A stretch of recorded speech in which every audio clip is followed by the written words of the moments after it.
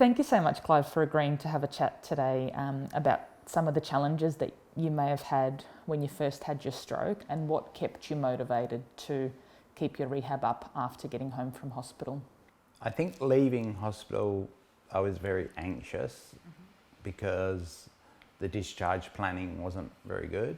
So I sort of didn't really have a lot of idea of what was going to happen. We were coming up to Christmas. The rehab centre they want me to go to weren't taking new people prior to Christmas. So I ended up with a physio and OT from rehab in the home. For me, it was good they were coming to the house. I didn't have to go out. I felt very awkward when I was seeing people about how I was walking and talking. The OT I saw was really helpful, and the physio, I was walking up and down the hallway in the house I lived in at the time, which was nice and long, so that was helpful. Then it became time to go to the rehab centre, and I was very lucky that the OT I'd been seeing was going to be the OT I was still seeing at the rehab centre. So that gave me a bit of comfort that I was going to meet someone that I already knew. Yep.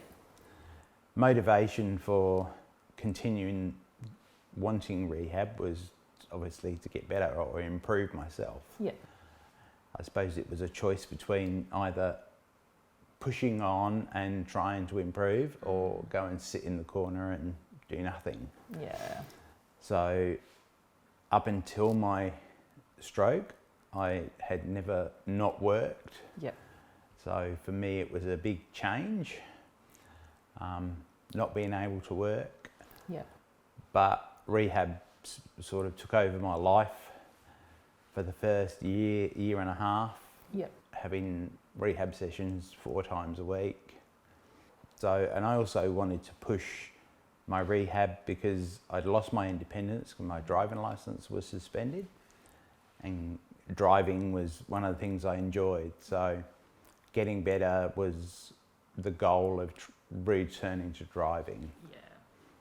Yeah. And that's great to have something that's so concrete that you, I guess, are working towards that helps keep that motivation up. Yeah.